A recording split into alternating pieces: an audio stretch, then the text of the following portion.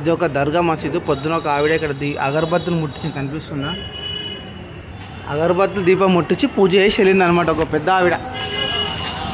నాసిక్లో ఇలా కూడా చేస్తారనమాట. ఫైనల్లీ కాశీ ప్రయాణం అయిపోయింది.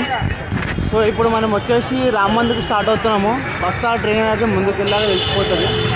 అదే స్టార్ట్ అయిపోయాం. ఇది వచ్చేసి మేమున్న లొకేషన్ ఆంధ్ర ఆశ్రమం అన్నమాట. ఆంధ్ర ఆశ్రమం నుంచి బైకౌట్ అయిపోయాము. ఇప్పుడు రామ్ మందిర్కి వెళ్ళి మనం మధ్యదారిలో కలుసుకుందాం. మనం మొత్తం పాలరాజు అన్నమాట. ఇవి పాలరాజుతో అన్న చేస్తుండు. బజరంగ్ బలి, పంచముఖి బజరంగ్ బలి చూడండి ఎంత బాగున్నాయో, సూపర్గా ఉన్నాయి.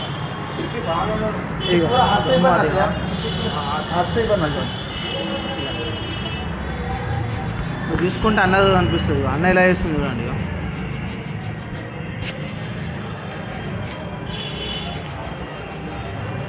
ఇవన్నీ అనమాట. ఇది మొత్తం హ్యాండ్మేడ్, మొత్తం చేతితోనే చేస్తాడు అన్న చూడండి.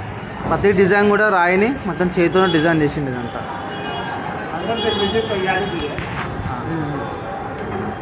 అక్కడ భవానీ మాత ఉంది, మొత్తం భవానీ మాతలు ఉన్నారు ఇక్కడ. అక్కడ హనుమంతుడు, ఇక్కడ వచ్చే శివలింగాలు ఉన్నాయి చూడండి. ఇక్కడ శివ పార్వతులు చాలా బాగా చేశారు. మీకు ఇంకా చూపిస్తాను నేను, లోపల ఇంకా చాలా ఉన్నాయి. కాశీలో ఆల్మోస్ట్ అన్నీ హ్యాండ్మేడ్ అన్నమాట ఇవన్నీ.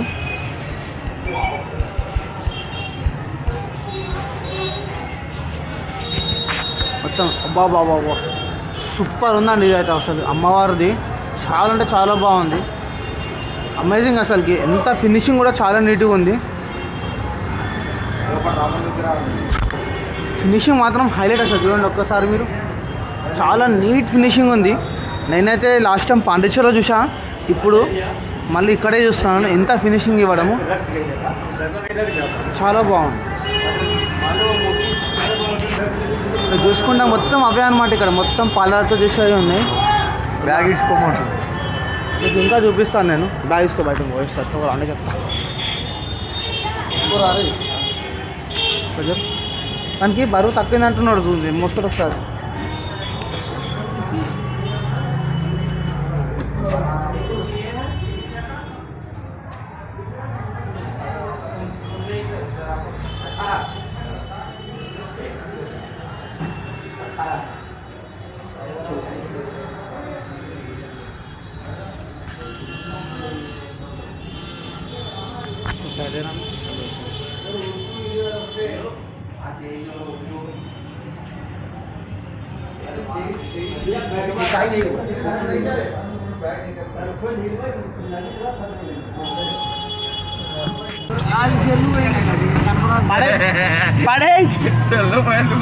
పడగొట్టిరు మీరు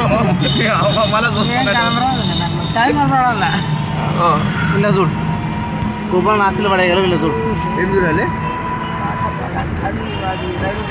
సో ఇప్పుడు మనం కాశీని వదిలేసి మనము అయోధ్యకు బయలుదేరుతున్నాము. మ్యాప్లో కొట్టు, మ్యాప్లా. సో అయోధ్యకు బయలుదేరడం అయితే జరిగింది.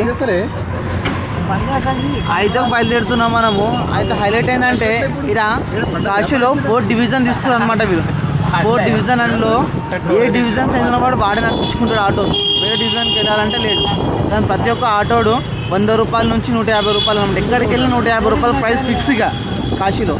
ఒకవేళ ఈ డివిజన్ నుంచి వేరే డివిజన్కి వెళ్ళాలంటే కూడా 200 తీసుకుంటాడు. ఈ డివిజన్ వాడు 100 రూపీస్, ఆ డివిజన్లో ఉన్నాడు వాడు 100 రూపీస్ తీసుకుంటాడు అంట. పెద్ద స్కామ్ చేసి పూరా వచ్చిన వాళ్ళందరికీ గుండు కొట్టేస్తారు.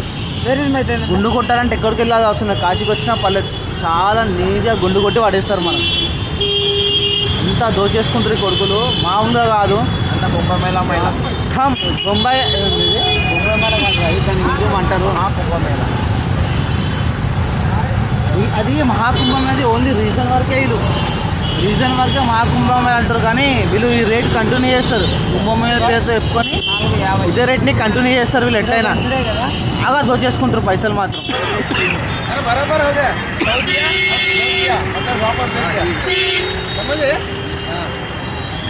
ఇప్పుడు చూపించిన ఆటో ఉంది కదా, ఆటో ఒక్కడే మనకు 15 రూపాయలు ఇచ్చిండు. మిగతా 10 నా కొడుకు 150 రూపాయలు తెంగాడు వారణాసిలో.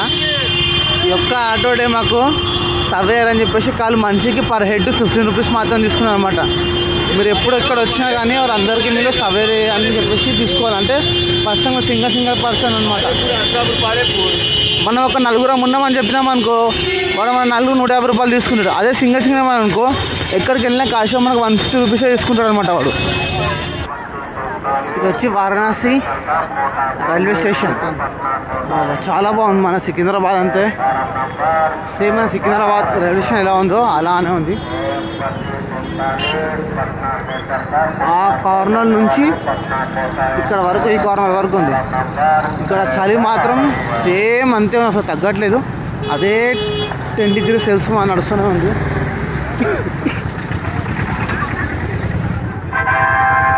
చాలా పెద్ద రైల్వే స్టేషన్ లాగా ఉంది వారణాసిది. మీరు చూసుకుంటే మీద అశోక చక్రాన్ని పెట్టారు. అశోక చక్రం కింద వాచ్ చాలా బాగుంది.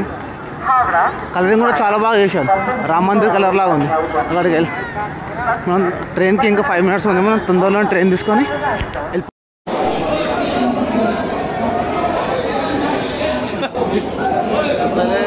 రాజా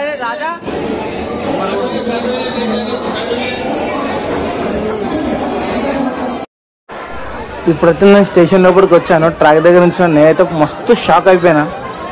వారణాసి నుంచి అయోధ్యకి వెళ్ళడానికి ఇంతలా కొట్లాడుతున్నారు, మరీ ఘోరంగా ఉన్నారు. మేము లాస్ట్ వరకు వెళ్ళి మళ్ళీ ముందుకు వచ్చి నిల్చున్నాము. ఎంత ఘోరంగా అంటే అసలు ఏసీ కోచెస్ కూడా వదలడం లేదు. మొత్తం థర్డ్ ఏసీ ఫస్ట్ ఏసీ ఏది కూడా జస్ట్ ఒక ఫస్ట్ ఏసీలో మాత్రం కొంతమంది వెళ్ళిపోయారు, వాళ్ళు డోర్ లాక్ వేసుకున్నారు. మిగతా వాటిలో మాత్రం అస్సలు దేంటో వదులుతలేరు. వాళ్ళు టీటీ వాళ్ళు కూడా ఏమని అంటలేరు, వాళ్ళకు ఎవరు ఆపట్లేరు కూడా. ఎంత కష్టపడుతారు అంటే అబ్బా అసలుకి. అసలు మొత్తం జనరల్ ట్రైన్ మొత్తం జనరల్ అయిపోయింది. ఎటువంటి స్పెషల్ స్పెషల్ భోగి అనేది లేదు, ఏసీ లేదు, స్లీపర్ లేదు, మొత్తం జనరల్ అయిపోయింది. స్టేషన్ మొత్తం అంతా జనరలే. అక్కడ ఉన్న పబ్లిక్ చూసి మనం తట్టుకోలేకపోయాము. ఇప్పుడైతే ప్రజెంట్ స్టేషన్ బయటకు వచ్చాము. సో ఇప్పుడు బస్కి వెళ్దామని చెప్పేసి మనం ప్లాన్ చేస్తున్నాం. ఇప్పుడు మనం బస్కి బయలుదేరుదాం. మనం స్టేషన్ బయట చూసుకుంటే ఐడియా బాగుంది కదా. పైన బ్రిడ్జ్ కింద ప్లేస్ మొత్తం హోటల్స్ ఓపెన్ చేసుకున్నాం అన్నమాట. హోటల్స్ పెట్టి ఇక్కడ ట్రావెల్స్ పెట్టారు. కొన్ని చూసుకుంటే కొన్ని ట్రావెల్స్ ఉన్నాయి అండ్ ఇక్కడ హోటల్స్ ఉన్నాయి. ఈ ఐడియా చాలా బాగుంది కదా. ఇట్లా పిల్లర్ కింద వేస్ట్ ప్లేస్ పోకుండా ఇట్లా పార్కింగ్ ఇట్లా హోటల్స్ పెట్టుకుంటే చాలా యూస్ఫుల్ అవుతుంది. ట్రైన్ అయితే మిస్ కాలేదు, మిస్ చేసుకున్నాము. ఎందుకంటే అందులో కూడా సేమ్ గొర్రెలు ఎక్కేసినాయి. ఇక అందుకే భయం పడేసి అప్పటిలాగా బస్ స్టేషన్కి వచ్చినాము. సో ప్రజెంట్ అయితే ఒక బస్సు ఉంది, అందు కూడా సేమ్ ఫుల్గా గొర్రెలు ఎక్కినాయి. ఇక్కడ ఇంకో బస్సు ఉందేమో అడిగి ఇంకో బస్సు ఎక్కేసి వెళ్ళిపోవాలని ఫిక్స్ అయిపోయినాం. ప్రైస్ వచ్చేసి వారణాసి నుంచి అయోధ్యకు 350 రూపాయలు టికెట్ ప్రైస్ ఉంది. సో ఇంత జర్నీ టైం అనేది తెలీదు. జర్నీ టైం కూడా మీకు రన్నింగ్లో అప్డేట్ చేస్తారు.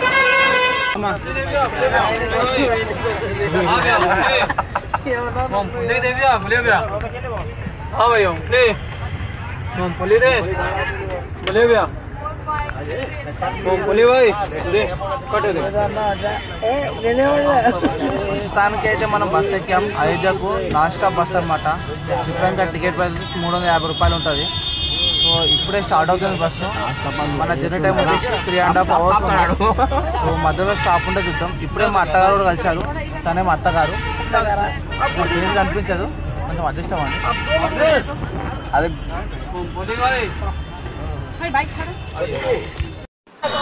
ఫైనల్గా మనం అనుకున్న అయోధ్య రామ మందిర్కి వచ్చేసాం. ఇది హైవే పైన ఉంటుంది అనమాట. జై శ్రీరామ్.